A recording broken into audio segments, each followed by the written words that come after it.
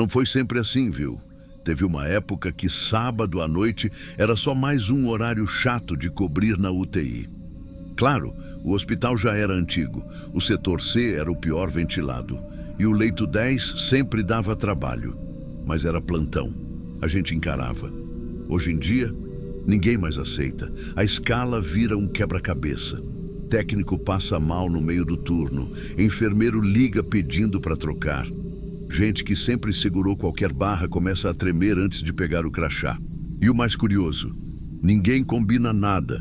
Não tem rodinha, não tem história espalhada, não tem aviso, mas está todo mundo fugindo. Eu sou coordenadora da UTI adulta de um hospital municipal aqui do interior, setor C, como eu falei. É uma ala com 8 leitos, mas com frequência só 7 funcionam.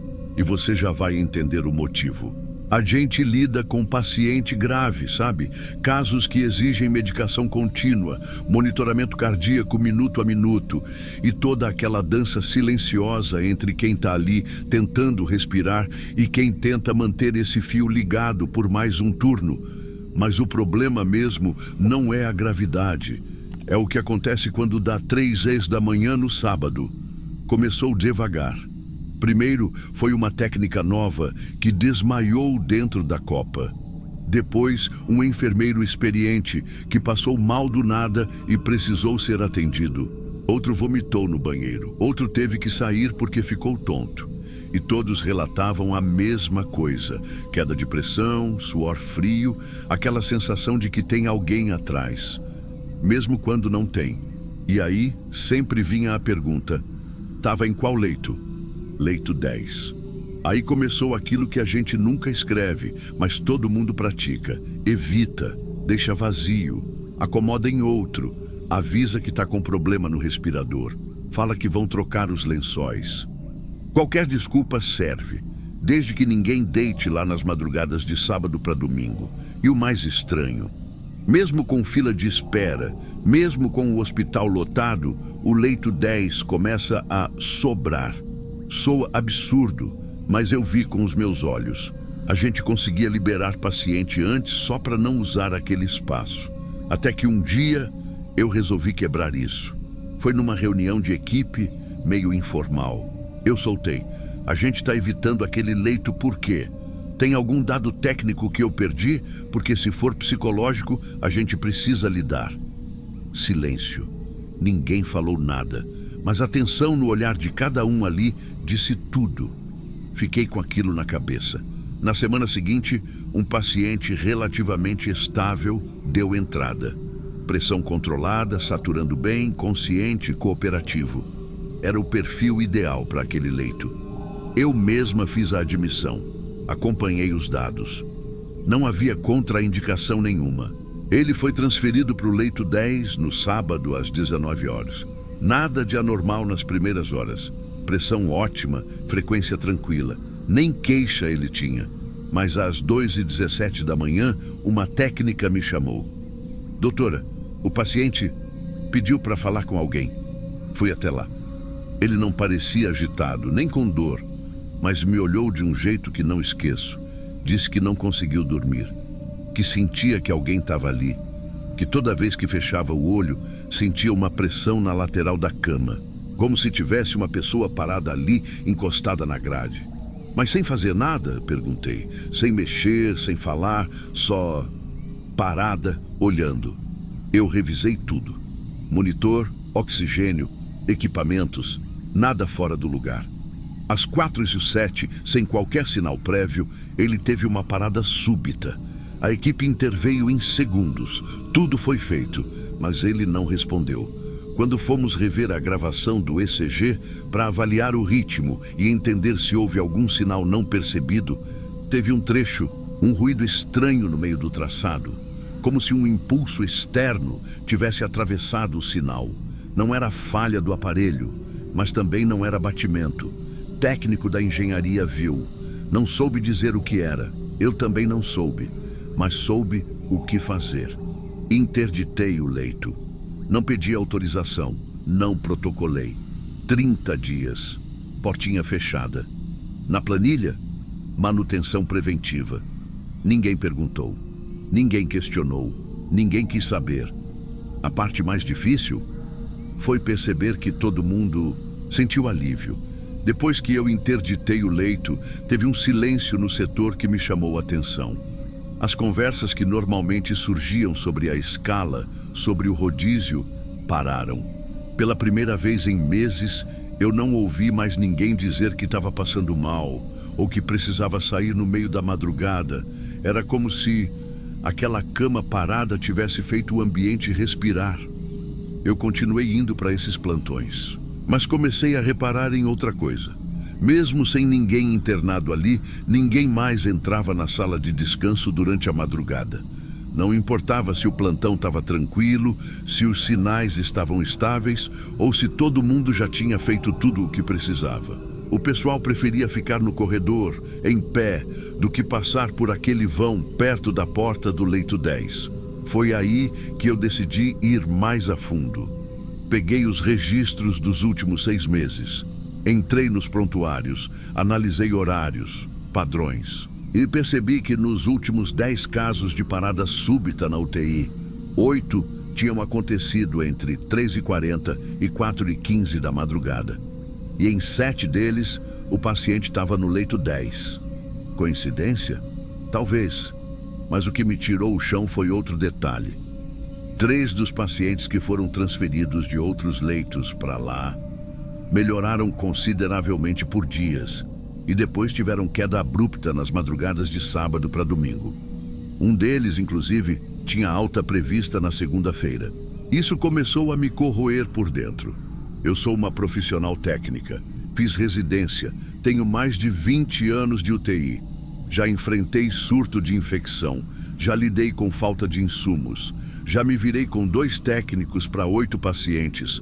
Eu não sou de superstição, nunca fui, mas tem coisa que a gente não pode fingir que não vê. E mesmo assim, continuei tentando racionalizar. Um dia, durante uma troca de plantão, comentei por alto com a coordenadora da limpeza sobre a ventilação daquele canto. Ela hesitou, e aí falou: aquele lado não seca. A gente passa pano, bota desinfetante, volta depois de 1 hora e tá úmido ainda. Parece que respira. Foi assim que ela disse. Parece que respira. E aquilo ficou comigo. Outro dia, uma residente nova quis ser prestativa. Percebeu que o leito 10 estava vazio e preparou para possível internação. Ajeitou os lençóis, conferiu os monitores, ajustou os travesseiros. Quando voltou, parecia pálida. Falou baixinho que o sensor da beira da cama tinha acendido sozinho, como se alguém tivesse encostado. Disse que ouviu um clique no aparelho de pressão e que o número 4 ficou piscando por alguns segundos. Só o número 4. Não consegui responder nada. Só agradeci e pedi para ela descansar um pouco. Naquela noite, o número 4 também não saiu da minha cabeça. 4 horas, 4º dia da semana, leito 10.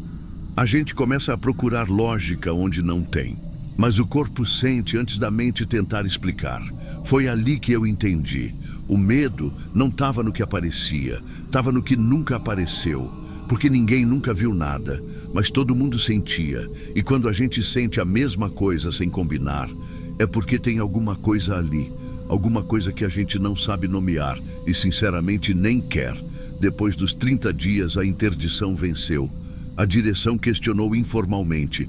Falei que ainda tinha infiltração. Eles aceitaram. Ninguém insistiu. A verdade?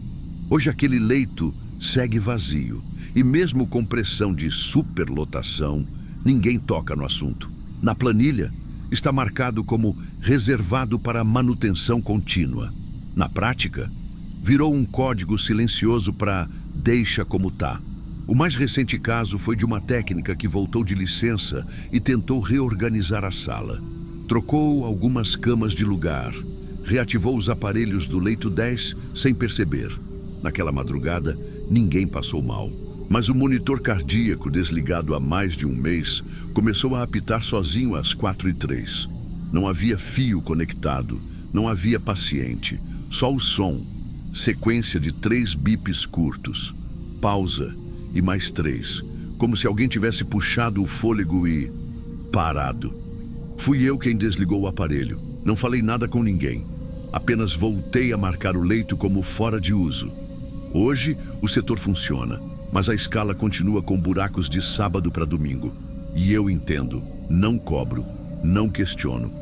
Porque o mais difícil mesmo não é ver gente evitando o turno, é saber que em silêncio todo mundo já entendeu. Hoje em dia ninguém mais cobre aquele turno e ninguém pergunta o motivo.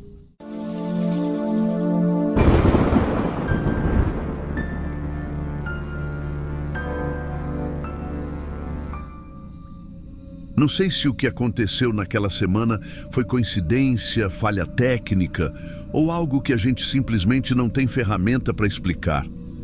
Mas foi o tipo de coisa que grudou em mim de um jeito estranho. Um incômodo que vai voltando em ondas sempre que o relógio vira para 3 da manhã. Eu sou residente de clínica médica, 32 anos. Estou nos meus primeiros meses de rodízio na UTI. Essa história aconteceu num hospital universitário onde eu dou plantão. A UTI Neuro fica no 2º andar, logo depois da ponte de vidro. São 8 leitos, quase sempre lotados. É um setor frio, no sentido mais literal da palavra. O ar-condicionado ali é controlado por outro painel. E o sistema é antigo, vive congelando. O paciente em questão ocupava o leito 03, logo de frente para a estação de enfermagem.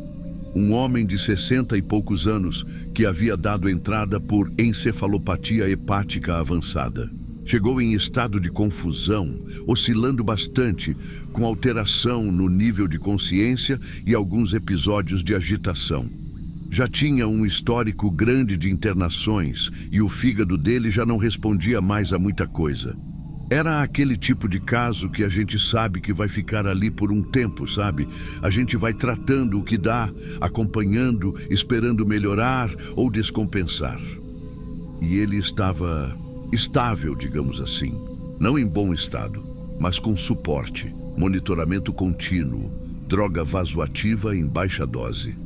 Nada fora do comum para uma UTI neuro. Na primeira madrugada, eu estava de plantão junto com a Luísa, uma técnica de enfermagem já bem experiente, que sempre fica de olho nos monitores da estação.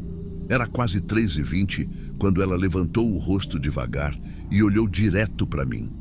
Não falou nada, só apontou com o queixo para o painel. O ritmo do paciente 03 estava caindo, a frequência cardíaca despencando e a curva respiratória chata.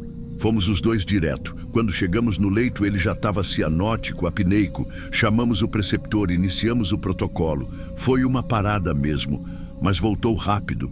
3 minutos de RCP, sem necessidade de intubação, porque ele já estava com suporte ventilatório. Estabilizou. Ficou meio sonolento depois, mas sem grandes alterações neurológicas. Eu pensei que podia ter sido algum fator metabólico. Alteração súbita de eletrólitos, ou mesmo uma resposta vasovagal tardia, sei lá.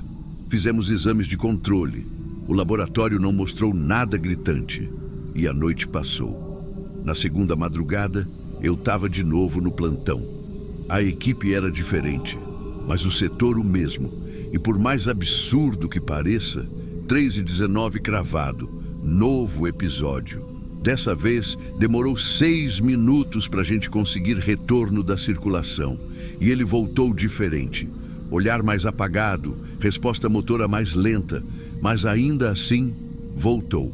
Quando acabou, eu sentei na escada de serviço e fiquei com a cabeça encostada no joelho. Ninguém me ensinou a sentir o que eu sentia ali. A sensação de estar empurrando uma vida que parece não querer mais ficar. Não é algo que você estuda em livro. A gente aprende a reanimar, a monitorar, a interpretar, mas não a lidar com um corpo que por algum motivo parece estar tentando sair, no mesmo horário, do mesmo jeito. Na manhã seguinte, uma das enfermeiras mais velhas, que já viu de tudo ali, me perguntou em voz baixa se ele tinha olhado para mim depois da parada. Eu disse que sim. Ela só respondeu: "Então prepara que ele vai falar." Eu ri. Mas aquilo me acompanhou o dia inteiro. Na terceira madrugada, eu estava exausto. Tinha acabado de voltar de um atendimento no PS e ainda estava de roupa trocada. A UTI estava silenciosa, a maioria dos pacientes sedados. Uma noite tecnicamente tranquila. Mas eu não consegui parar de olhar para o relógio. 3h10, 3h14, 3h18. Eu já estava em pé do lado do monitor do leito 03. E 3h19 foi como se alguém tivesse apertado um botão. O monitor caiu de novo. Dessa vez demorou 9 minutos. 9. Quando conseguimos o retorno, ele não abriu os olhos. Não fez nenhum movimento. A saturação estabilizou, a frequência subiu devagar, mas ele não reagia. Sedamos, reavaliamos, fizemos todos os exames de novo, tudo indicando que o corpo dele ainda estava ali. Mas no fundo, era como se uma parte já tivesse ido embora. A equipe começou a evitar comentar o horário. Ninguém mais falava 3h19. Era aquela hora. Teve técnica mudando de horário de pausa. Enfermeiro inventando tarefa no andar de baixo. E foi no dia seguinte que ele acordou, por volta das 9 da manhã. Estava com os olhos abertos, a respiração ainda assistida, mas alerta. Fixou o olhar em mim de um jeito que me deixou gelado. E disse com a voz muito baixa, mas muito clara: 3 vezes. Agora não me tragam mais. Na hora, eu só consegui ficar parado. Não consegui nem confirmar se tinha escutado direito. A frase foi dita assim, do nada, como se ele tivesse apenas constatando, sem apelo, sem emoção. Só uma certeza entregue no ar, como quem já decidiu o próprio fim. 3 vezes. Agora não me tragam mais. Eu repeti essa frase mentalmente umas 10 vezes naquele dia. Fui até a estação, anotei o episódio, revisei os parâmetros dele, chamei o preceptor. A equipe de neuro fez reavaliação. O EEG ainda mostrava lentificação difusa, mas dentro do esperado. Não tinha nenhuma evidência clínica de que ele sabia o que tinha acontecido. Nenhum indicativo de memória recuperada, nada que sugerisse lucidez real. Mas a forma como ele disse aquilo não saiu da minha cabeça. Naquela tarde, ele ficou mais calado. Voltou a fechar os olhos por mais tempo. Reagia a alguns estímulos, mas menos do que de manhã. Por volta das 10 da noite, o padrão mudou. Os monitores mostravam queda gradual de pressão. A curva respiratória ficou mais irregular. E ele não respondia mais a comandos simples. Entrou em coma. A gente ajustou os parâmetros, manteve sedação leve, acompanhou tudo. Não houve instabilidade aguda. Nada que justificasse uma emergência naquele momento. Mas o clima na UTI mudou. Foi como se todos nós já soubéssemos. Só não dizíamos em voz alta. Eu lembro que naquela noite eu decidi ficar na sala dos monitores. Não fui tirar cochilo, não fui ao refeitório. Fiquei lá, olhando aquele número 03 piscando em amarelo, monitorando cada curva. Às 3h18 eu prendi a respiração. Às 3h19... o monitor zerou, sem alarme de desconexão, sem oscilação. Só o traço reto, contínuo, limpo. Eu me levantei, mas não corri. Nenhum de nós correu. Entramos no leito como se estivéssemos apenas cumprindo um protocolo. Fizemos a checagem, tentamos o básico por obrigação técnica, mas não havia mais corpo para trazer de volta. O que ficou ali era ausência. Não houve retorno. Na folha de evolução, eu escrevi tudo o que precisava ser registrado. Horário, procedimentos tentados, saturação final. Mas deixei de fora a parte mais real, porque não tem campo para isso. Não existe espaço no prontuário para dizer que um paciente avisou que não queria mais voltar, que ele contou as paradas como quem marca cruzinha em calendário. Fui eu quem assinou o fim da assistência, e fui eu quem saiu pela escada de incêndio depois. Fiquei sentado no primeiro degrau por quase 1 hora, sem saber se eu queria dormir, chorar ou discutir com alguma força invisível que naquele plantão venceu a ciência. Não contei isso para os meus pais, nem para os meus colegas da faculdade. Só quem estava lá naquela semana viu acontecer. Só quem ouviu o bip cair às 3h19 por 3 noites seguidas sabe o tipo de silêncio que isso deixa no corpo da gente. Depois disso, eu nunca mais olhei para a parada cardíaca do mesmo jeito. Sempre tem alguém que volta e sempre tem alguém que já foi. A gente só não entende quem decide isso. E às vezes, acho que a decisão nem é nossa mesmo.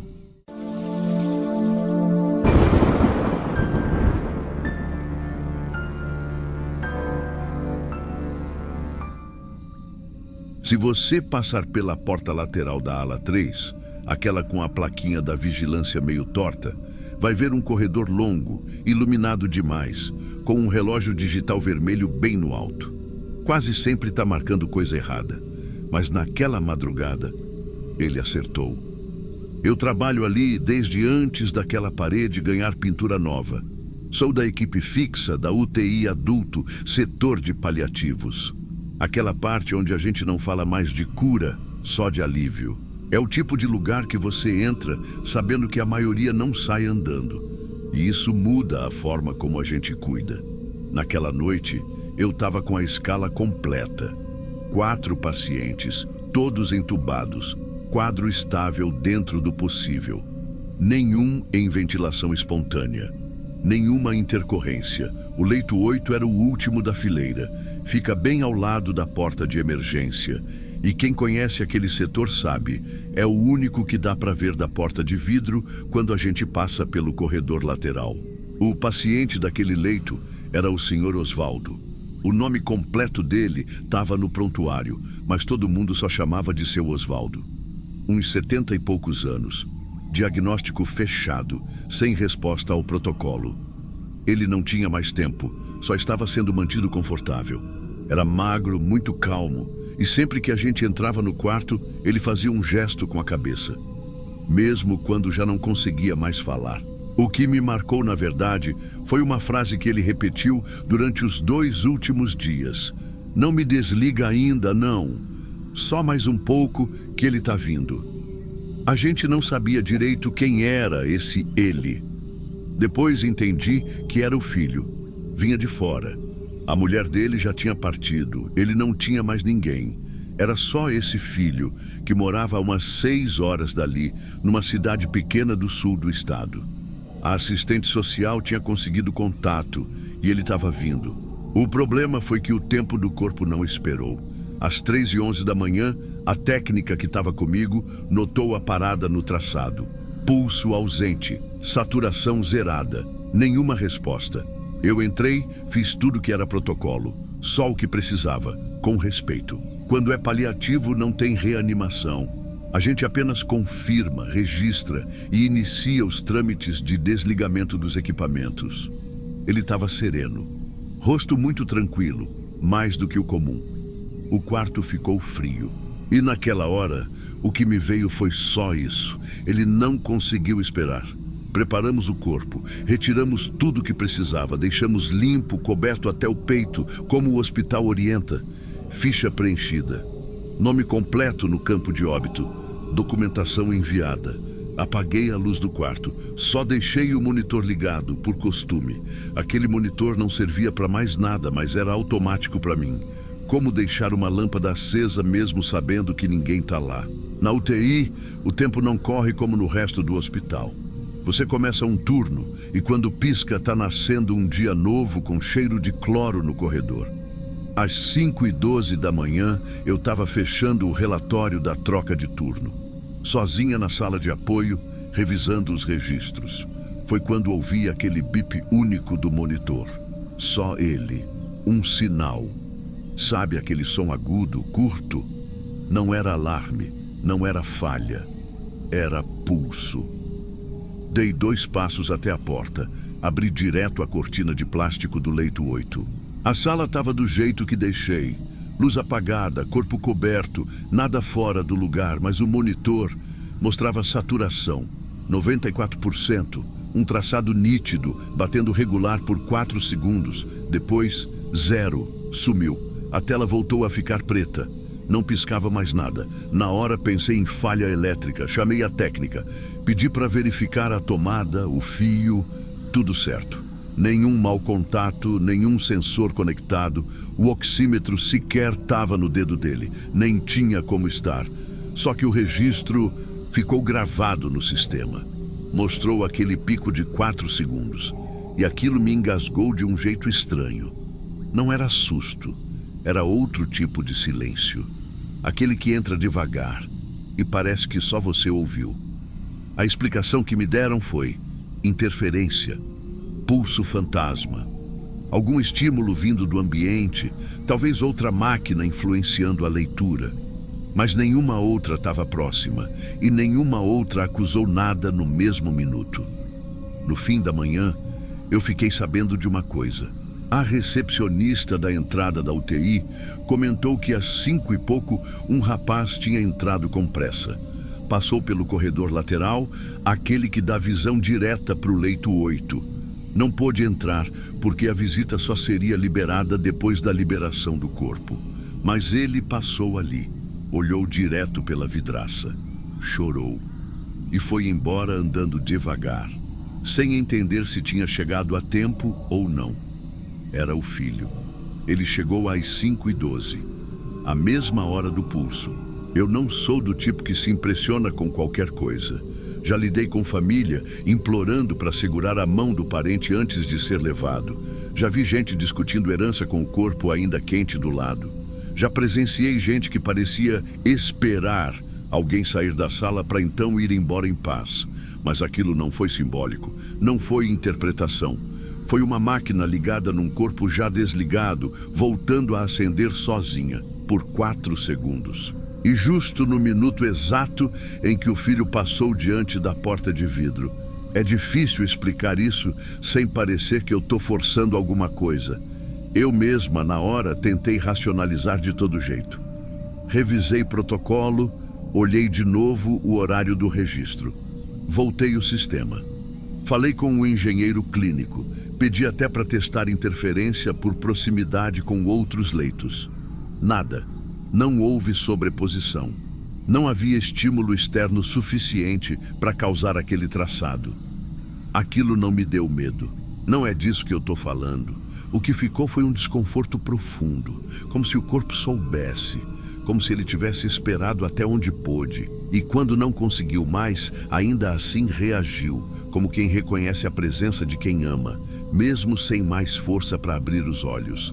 Eu não contei isso para muita gente, não porque acho que vão rir, mas porque parece que, ao dizer em voz alta, eu diminuo o que foi.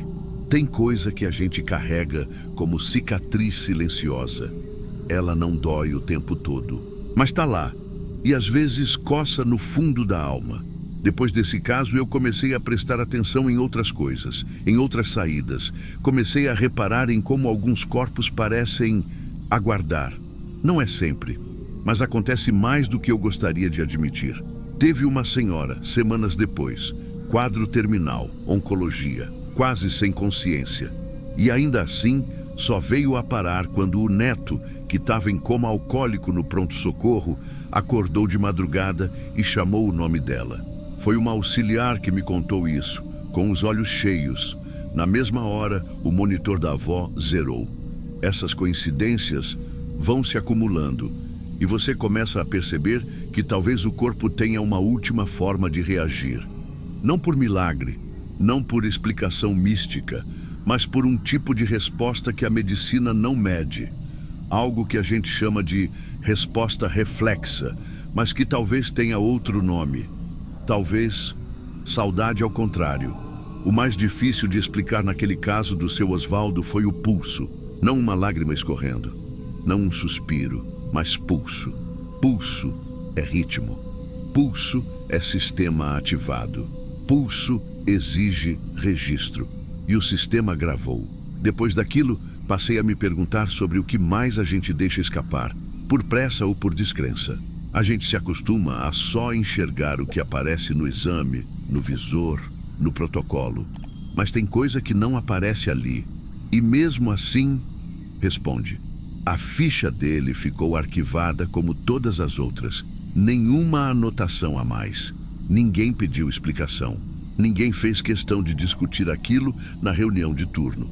Mas toda vez que eu entro naquela ala, eu olho para o monitor antes de desligar, mesmo vazio, mesmo depois, porque nunca mais consegui esquecer aquela tela piscando sozinha. E o mais estranho é que nunca mais ninguém usou o leito 8 por mais de 2 dias. Os pacientes que entram ali são transferidos ou partem cedo demais. Talvez seja só coincidência. Talvez eu tenha ficado sensível demais com o tempo. Mas sempre que alguém novo ocupa aquele espaço, eu fecho a cortina com mais calma. Deixo o monitor mais ajustado e olho o relógio. Sempre. Porque se alguém estiver vindo, eu acho que o corpo sente.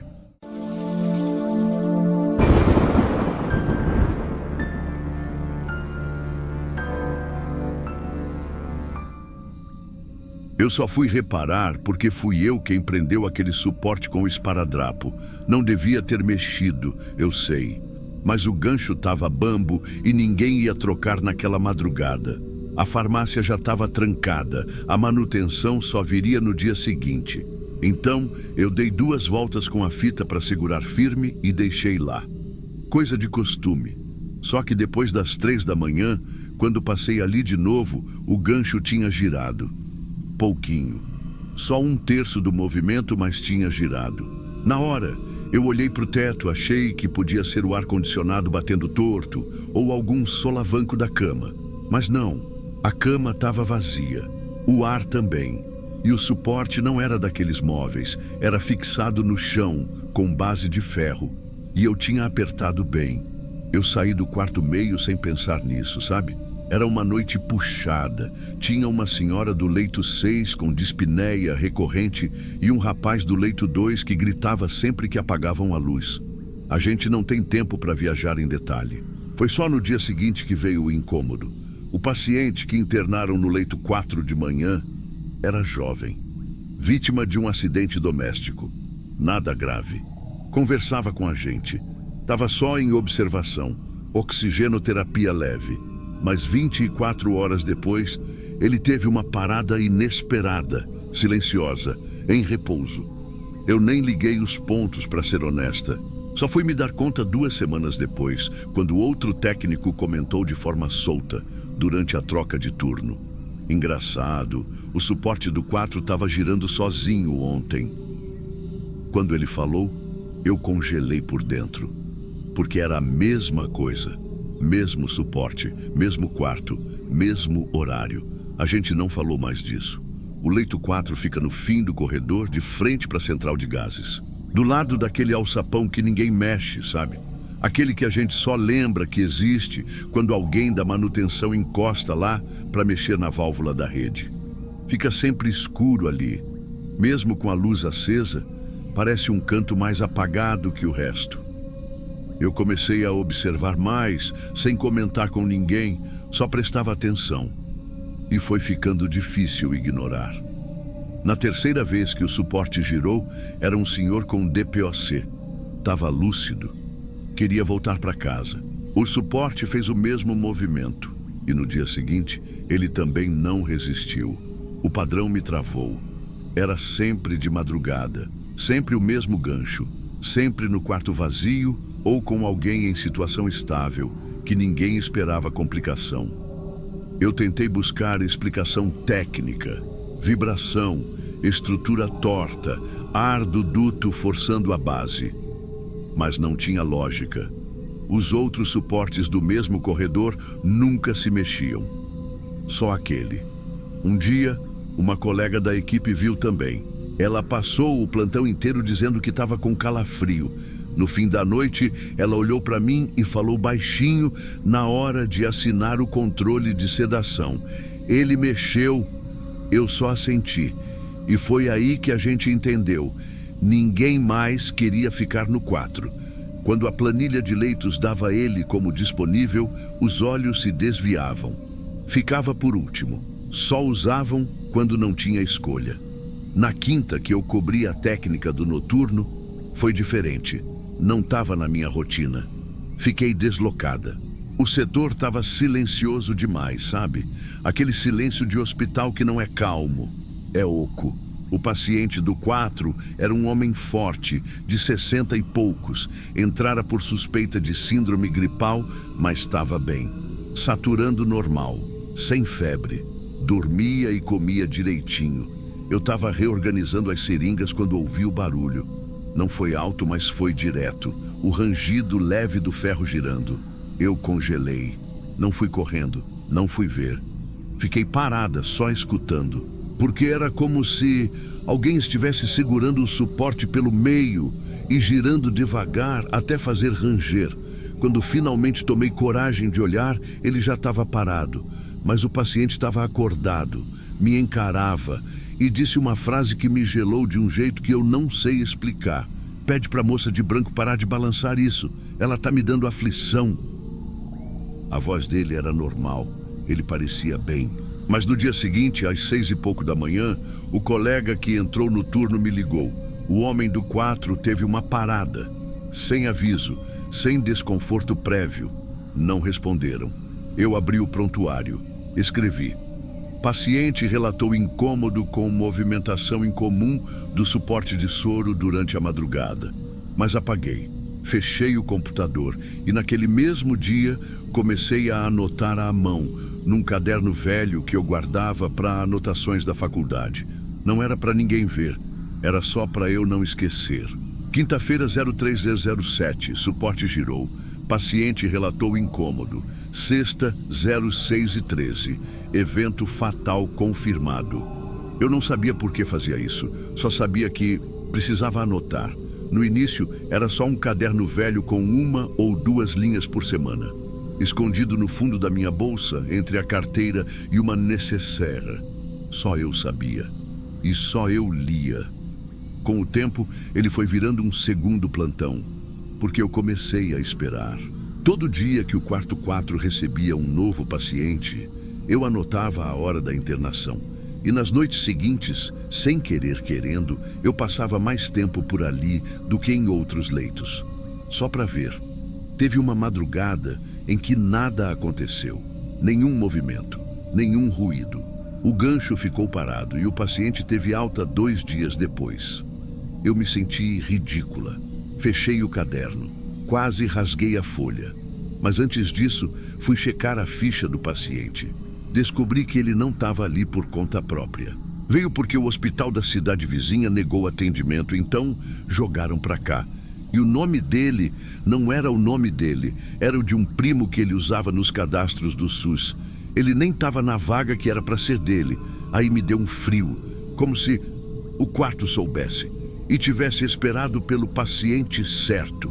Com o tempo, os outros técnicos pararam de comentar. A maioria finge que não percebe. Tem quem aperte o suporte contra a parede logo que dá entrada. Outros passam reto, mas eu fui ficando cada vez mais sensível.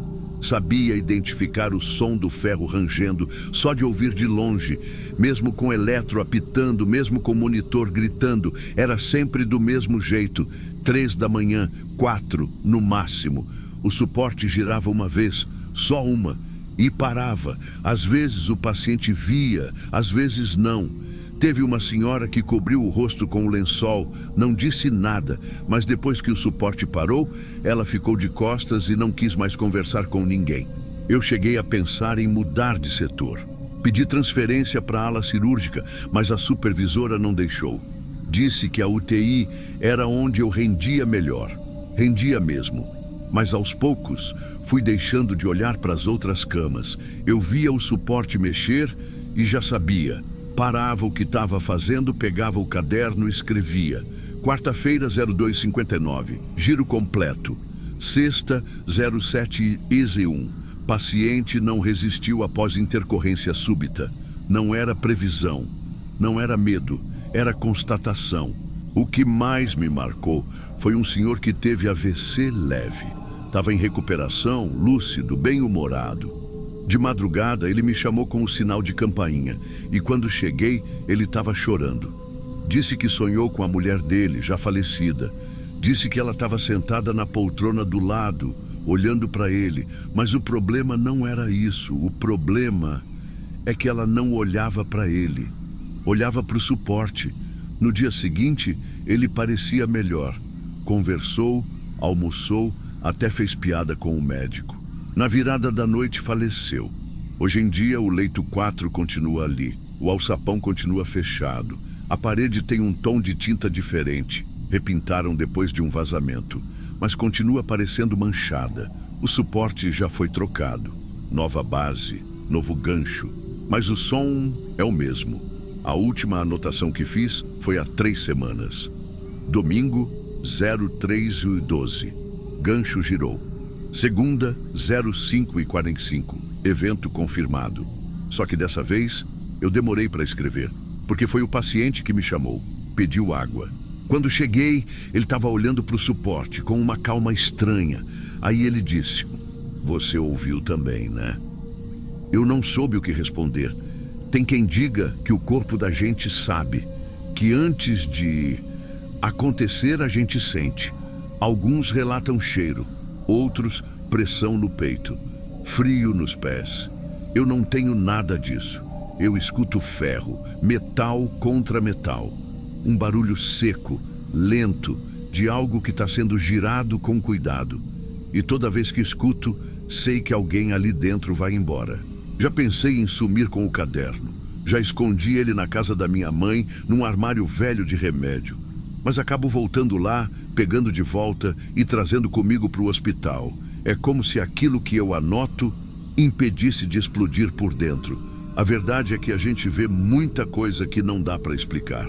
E o mais assustador não é quando tudo grita, mas quando tudo se repete. Porque no grito tem desespero, mas na repetição tem certeza. E eu tô cansada de saber antes. Cansada de ouvir o som que ninguém mais ouve. Cansada de saber que vai acontecer. E mesmo assim precisar sorrir, no dia seguinte, olhar para o quarto e dizer: "Bom dia, seu João, dormiu bem?" Tem coisa que ninguém quer saber. E mesmo assim, a gente acaba sabendo. O problema é que não dá mais para dessaber.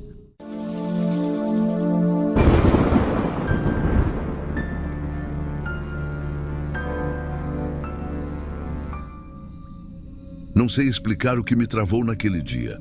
E o pior é que eu penso nisso até hoje, mesmo tendo passado tanto tempo. A gente se acostuma a lidar com o corpo quieto, com a máquina apitando, com o silêncio cheio de alerta. Mas tem uma coisa que ninguém ensina. O que fazer quando o silêncio não é só biológico, é humano? Quando você tem certeza de que devia ter falado e simplesmente não falou. Eu sou enfermeira-chefe na ala cardiovascular de um hospital particular aqui de Campinas. Tô lá há anos e na época já tinha mais de 10 anos de UTI nas costas. Era um plantão noturno comum, daqueles em que a gente já entra com o corpo cansado. O leito 06 estava ocupado por um paciente que tinha sofrido um AVC extenso. A equipe médica já tinha dito com todas as letras que, se ele voltasse, seria com muitas sequelas. Ele estava sedado, com suporte total, sem nenhuma reação nos últimos dias. A família vinha no primeiro dia, depois sumiu. O nome dele era Silvio, 46 anos, técnico em eletrônica.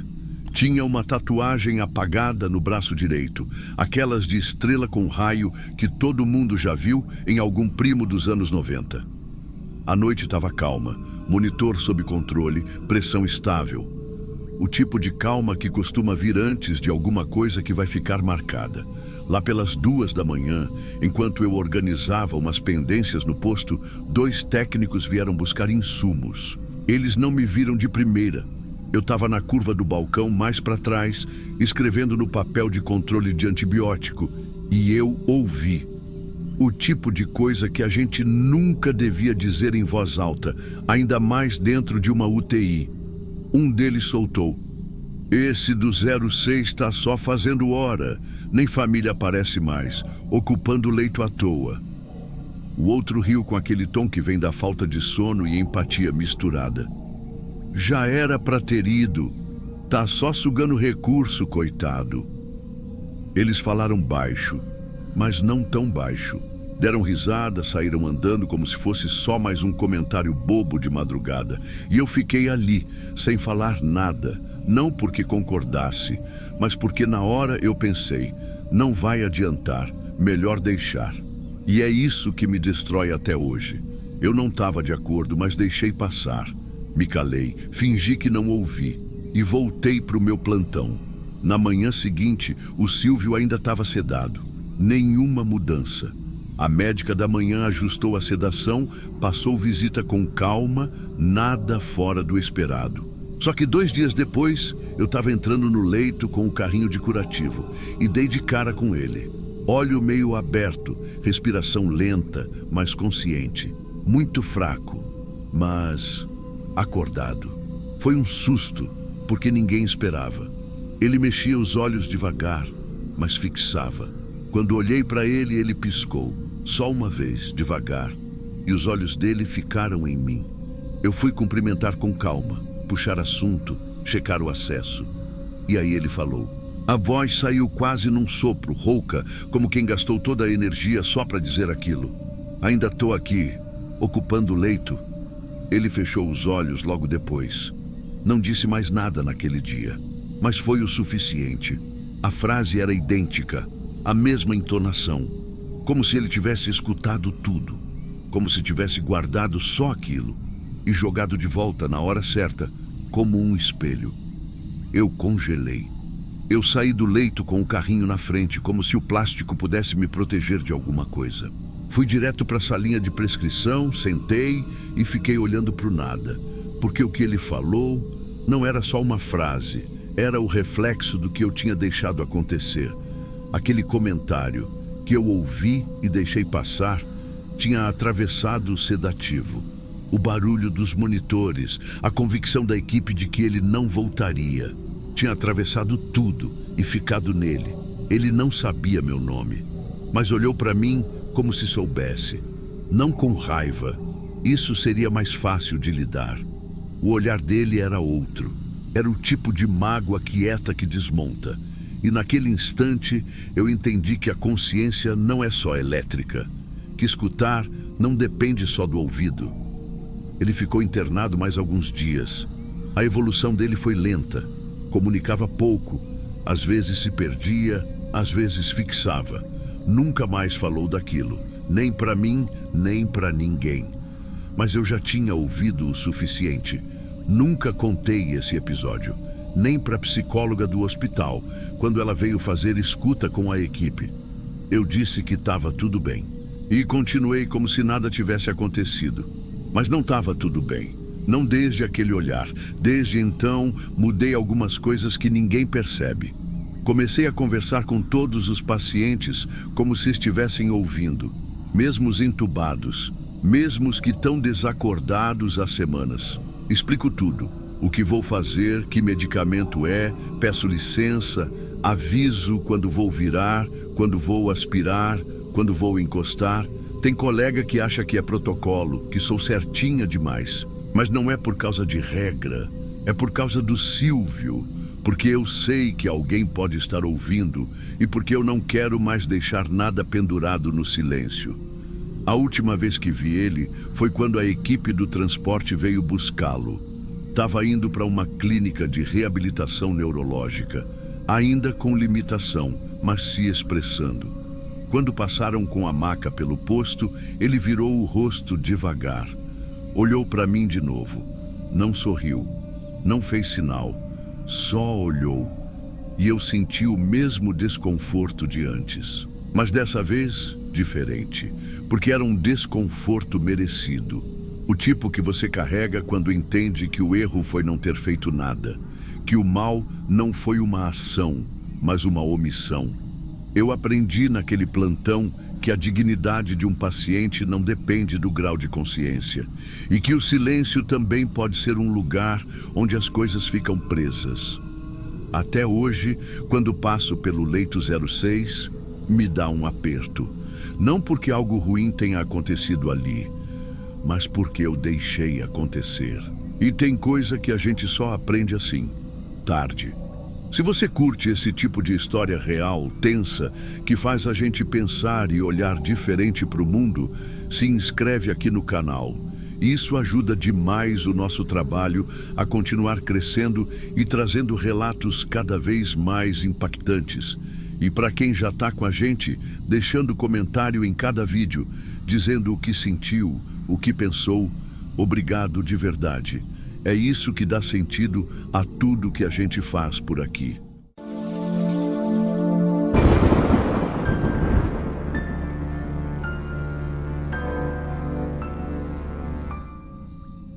Eu não sou de achar coisa onde não tem. Até porque, se a gente for fazer isso num hospital antigo, como o que eu trabalho, não vive. Sou fisioterapeuta respiratória, 38 anos, e desde que me formei, trabalho com internação. Mas nos últimos 12 anos, fiquei praticamente só em UTI. Digo isso para deixar claro. Eu sei o que é som de oxigênio, bip de bomba de infusão, murmúrio de acompanhante cochichando no celular. Eu sei o que é ruído de hospital. Não sou do tipo que se assusta com qualquer coisa, mas tem um barulho que eu não esqueço, porque ele não devia estar lá. Foi numa madrugada comum, virada de domingo para segunda. Eu estava com 2 pacientes agudos e outros 3 em ventilação mecânica. A unidade estava relativamente calma. Eram quase 2 da manhã. Eu fui refazer a ausculta de um dos pacientes porque ele estava com um padrão respiratório esquisito desde o fim da tarde. O leito era o 11. Fica no fim do corredor, encostado na parede que dá para a antiga sala da capelania. O hospital é filantrópico e essa parede divide a UTI com a parte antiga, onde funcionava uma pequena capela, e a sala da irmã responsável. Hoje em dia está desativado. Usam mais para depósito. Foi enquanto eu auscultava o tórax do paciente que eu ouvi. Baixo, muito baixo. Uma voz feminina, orando. Eu não conseguia entender as palavras. Era como se estivesse vindo de outro cômodo. Um tom manso, mas contínuo. Fui ficando parada, tentando localizar de onde vinha, até que a voz cessou do nada. Olhei para o paciente. Estava sedado, com Ramsay 5. Saturando bem, pressão sob controle. Não havia acompanhante. Ninguém pode ficar nas madrugadas. Pensei em alguém no corredor, mas a unidade é fechada com porta dupla. A gente escuta se alguém entra. Saí, chequei os arredores. Nada. Voltei, documentei e segui a noite como sempre. Esse paciente teve uma piora considerável no fim da tarde do dia seguinte. A equipe tentou de tudo, mas ele não resistiu por volta das 19 horas. Foi uma daquelas perdas que a gente já espera, mas ainda assim pesa. Ele tinha família, esposa nova, filho pequeno.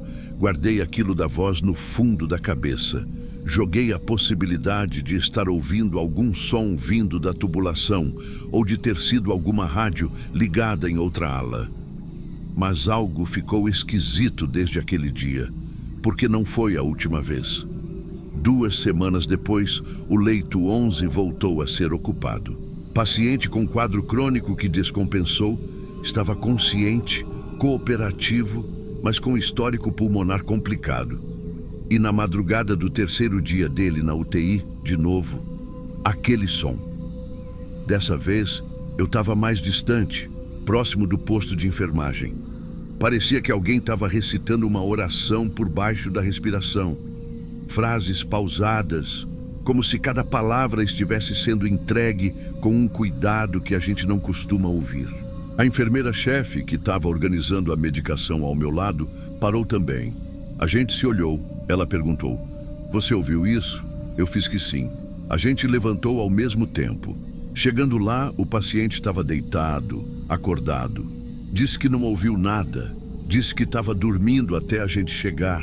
Não tinha acompanhante, nenhum profissional próximo. Dessa vez, eu senti um frio que não vinha do ar-condicionado. Esse paciente teve uma parada respiratória 2 dias depois. Tentaram reverter.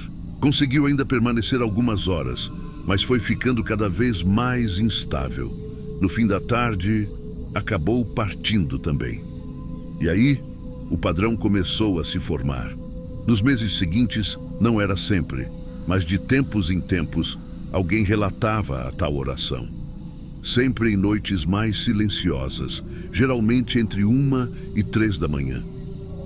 Às vezes, uma técnica dizia que parecia ter ouvido alguém pedindo força, bem baixinho, como se fosse uma senhora rezando o terço. Outras vezes diziam que parecia um canto antigo, meio arrastado, mas sempre próximo ao leito 11. E todas as vezes que aquilo era escutado, o paciente daquele leito se ia, em até 2 dias. Eu nunca contei oficialmente, só fui anotando. 7 de 8 pacientes que tiveram fim ali nas madrugadas dos últimos meses, 7 deles estavam no leito 11. E 6 vezes alguém relatou a voz, nunca com susto, nunca com correria, só uma presença suave. Como se alguém estivesse orando por aquela pessoa antes do fim, mas uma oração que não vinha do paciente, nem de fora, vinha dali, do canto, de onde não tem mais ninguém. E o mais estranho é que a capelania era ali, era mesmo. A parede divide com o que um dia foi o escritório de uma freira que acompanhava os internos em final de vida. E contam que ela rezava o terço sozinha, todo dia, às 3 da manhã. Mas ela se foi em 2016, no mesmo hospital. Na semana passada, teve mais uma vez. Uma paciente de 57 anos, lúcida, tranquila, em recuperação de uma cirurgia abdominal, sem intercorrências. Foi colocada no leito 11 por falta de vaga em outro setor. E numa segunda-feira, pouco depois das 2 da manhã, alguém ouviu. Tem alguém rezando lá no fundo, disseram. Ela teve uma complicação súbita na terça, fim da tarde. Depois da paciente da cirurgia, eu decidi parar de ignorar o que já estava ali fazia tempo. Não para tentar entender, nem para achar explicação, mas porque uma parte de mim começou a achar que talvez aquilo tivesse sentido, mesmo que eu não tivesse coragem de falar em voz alta. A técnica mais antiga da equipe, a dona Nair, já ouviu também. Ela tem quase 60 anos, mais de 30 só de hospital, e é daquelas que se mantém firme mesmo quando o caos instala. E mesmo ela, que é prática, que é dura, me disse uma vez sem rodeio: não tenta achar a lógica disso, menina. Tem gente que já parte antes do corpo entender. Eu fiquei com essa frase na cabeça. A gente tenta ser técnico, calculado, seguir os protocolos, mas chega uma hora em que você vê tanta coisa, tanta gente partindo sem aviso, tanta melhora que vira despedida e tanto quadro irreversível que reverte, que você para de se achar no controle. Teve uma madrugada, uns 2 meses atrás, que foi pior. A unidade estava cheia, ventilação em quase todos os leitos, estagiários rodando, paciente agitado no 7, equipe da madrugada fazendo o que pode, e o 11 ocupado por um rapaz novo. Tinha 32 anos, foi internado por causa de uma infecção grave que se espalhou muito rápido. Ele era risonho, firme, estava confiante de que ia sair dali em poucos dias. Na madrugada do 3º dia, me chamaram no corredor. Uma enfermeira recém-contratada, novinha, estava pálida, parada em frente ao vidro do leito. Disse assim, bem baixinho: alguém está rezando lá dentro? Eu olhei, não tinha ninguém, nenhum acompanhante. O rapaz dormia com a mão caída para o lado da cama. Monitor estável, bombas programadas, tudo em silêncio. Mas ela insistiu. Disse que tinha ouvido ali no vidro uma voz sussurrando o nome Gabriel em tom de oração. Como se chamasse ele com cuidado, como quem entrega. Eu entrei. Fiquei uns minutos parada. O som tinha cessado, como sempre, mas o ar parecia denso, não ruim, só diferente. Como se o tempo ali dentro tivesse outro ritmo. Fiz ausculta, chequei as configurações. Tudo parecia normal, mas quando saí, tive aquela sensação que já vinha virando rotina. Algo ia acontecer, e aconteceu. Na noite seguinte, ele teve uma piora abrupta. Começou a dessaturar mesmo com pressão estável. Mudaram o suporte, pediram exames, consultaram o intensivista. Tentaram o que dava, mas ele não resistiu. A mãe dele estava no corredor quando a equipe avisou. Ela caiu de joelhos no chão. Eu nunca mais esqueci o som daquilo. Depois desse episódio, até quem não acreditava começou a evitar botar pacientes no leito 11 por mais de 3 dias. A desculpa era que ali fazia mais frio por conta da saída de ar. Mas a gente sabe que não era isso. Eu mesma já pedi para remanejar paciente estável para outro leito quando escuto a tal oração. E não sei explicar se é por medo ou por respeito. Teve um dia que uma residente, cética, debochada, riu de uma conversa nossa e disse que isso era neurose coletiva de quem trabalha cansado, que aquilo era culpa do som abafado da tubulação da parede antiga. Naquela mesma semana, ela teve que acompanhar o primeiro óbito clínico dela. Foi onde? Leito 11. A ficha dela caiu ali mesmo no fim do turno, quando a técnica que preparava a documentação olhou para ela e disse: "Você não ouviu? Ontem à noite teve oração de novo." Ela empalideceu. Nunca mais comentou nada. Ninguém sabe direito se é a tal freira da capelania. Ninguém sabe se é alguém que ficou ou se é só uma coincidência absurda que a gente transformou em coisa maior. Mas tem uma coisa que eu nunca consegui entender e que me deixa mais inquieta que tudo. É que nunca parece um aviso, nunca é um som de susto, nunca tem ameaça. É só uma prece, como se alguém estivesse ali para ajudar a partir. E isso mexe com a gente mais do que qualquer vulto ou porta batendo sozinha. Porque o som não é de medo, é de entrega, é de aceitação. Como se alguém que não está mais entre nós, ou que nunca esteve, tivesse assumido a função de rezar por quem vai. E a pergunta que fica sempre é: por que naquele leito? Por que naquele canto? E quem é que ora, se não tem ninguém? Numa das últimas madrugadas, eu sentei no banco do fundo da unidade, encostei a cabeça e fiquei em silêncio. Eu sabia que naquela noite a oração não viria. O leito estava vazio. O 11 estava com as luzes apagadas, mas por algum motivo, mesmo assim, parecia que o canto todo respirava diferente.